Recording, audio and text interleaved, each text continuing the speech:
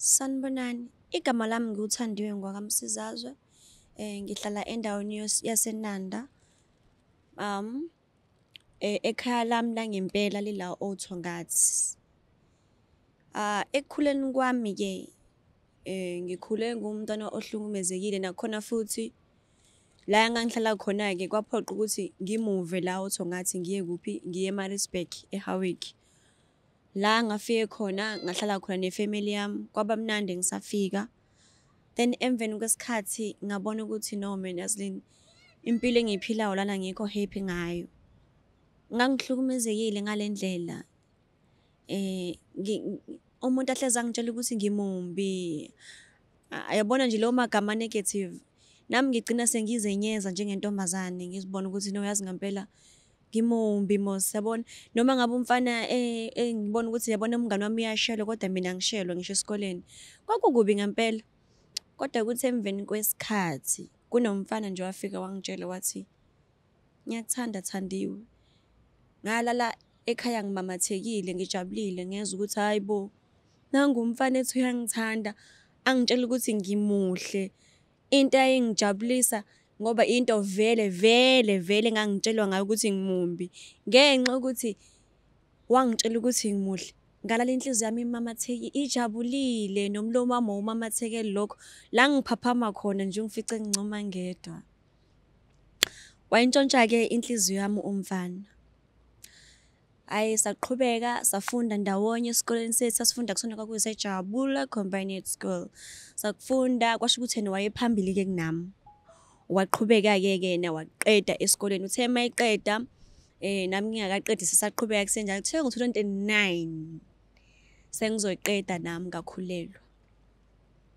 Kwaphoqa ukuthi ngenxa yokuthi ngikhulelwe-ke nasekhaya ngiyazi bazobona ukukhuluma ney'nkulumo ey'thile, ngavele ngiyeqa ekhaya. Ngesimanga sokuthi vele ngangingekho happy-ke ngenhlalo yakhona. Ngeqa ngohlala kuphi, kubo mfana. Mangifika kubo mfana bangamukela nje kamnandi, ngafana nengane yakhona. Umehluko ukuthi ngangijabulile ngale ndlela. Yo, ngazibona ukuthi yabona la ngise-paradise. Ngaqhubeka sathandana nomfana kwamnandi. So, njengoba ngangikhulelwe-ke ngayizala ingane. Mangizala ingane saqhubeka futhi sahlalisana futhi kwangabibikho okusiphazamisayo. Kwemveni kwesikhathi umfana waphunyelwa imali. Uma ngibuza ukuthi imali ezani, kwathiwa wake washayiswa imoto before. So lezi imali izona-ke wakwazi ukuthi ahamba ayokhokha ngazi ekhaya. Ukuthi kwakuyimalini-ke nami angazi, kodwa engikwazi ukuthi ekhaya wahamba ukhipha u-20,000. Saqhubeka-ke sahlalisana kwamnandi. Uthe masesebenza umfana waqala wangishintshela.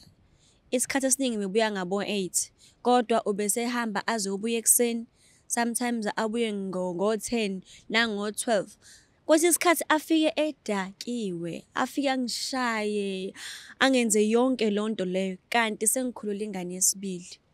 Indlela wayengishaya ngayo, indlela wayengihlukumeza ngayo, waze wangigwaza ngisho la kule ndawo le. And kubuhlungu kwezi ekungihlukumezeni kwakhe ngagcina sengiphunyelwe isisu. Kodwa-ke asidlule lapho.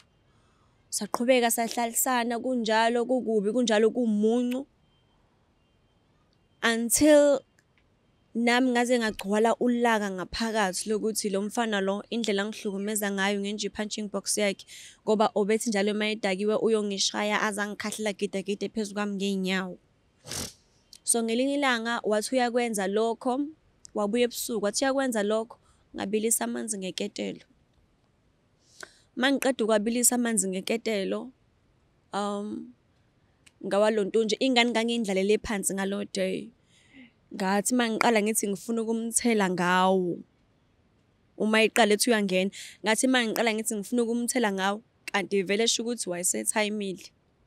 Ngoba ubona lokho ukuthi why kubila iketelo lesikhathi ekubena likazi labila ngo-12 kanjani. So ngadonsa iketelo ngathi mangiqala ngithi walibamba. Salokho esibambisana-ke ngeketelo waze watheleka esandleni kanti kwingane leli phansi, ingane yagcina itheleka la yasho ingane eswini nasethangeni. Emva lokho kwaqasha imoto ukuthi ingane ihanjiswe eklinikhi, naye futhi ngokunjalo bahambe bobabili. Emveni kwalokho bangesala ekamereni eliyi-1, ubeselala endlini enkulu, mina bengilala ngedwa nengane.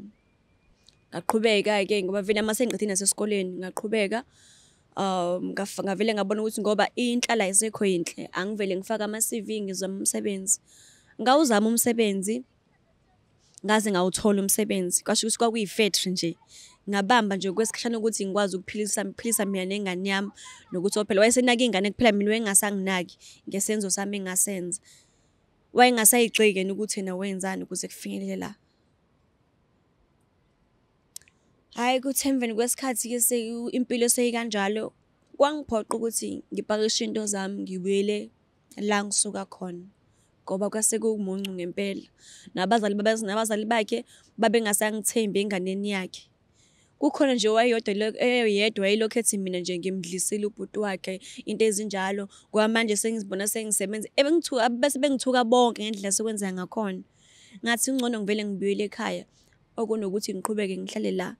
Nena uma ngifika ekhaya ngazi ukuthi ngizoqala impilo entsha. Kwangisiza-ke ukusuka la ngibuyele ekhaya, noma ngabe kwakubheda, kodwa ngathi uma ngifika ekhaya ila ngaqala khona impilo entsha. Uma ngifike la bangamukela, bangabe safana njengasekuqalekeni. Ubhuti wami owayekhona wayesebenza, ngathi I think wayeyiphoyisa, ngathi wayeyiphoyisa, yes. Wangitholela umsebenzi wokuthi ngibe yi-cleaner khona e-police station wayesenza kuyona. Ila khona impilo yami yaqala khona yashintsha, ngathola indawo, ngakha. Nje ngi-happy manje, ngihlala nomntanami, umntanami simdala-ke umntanami njengamanje.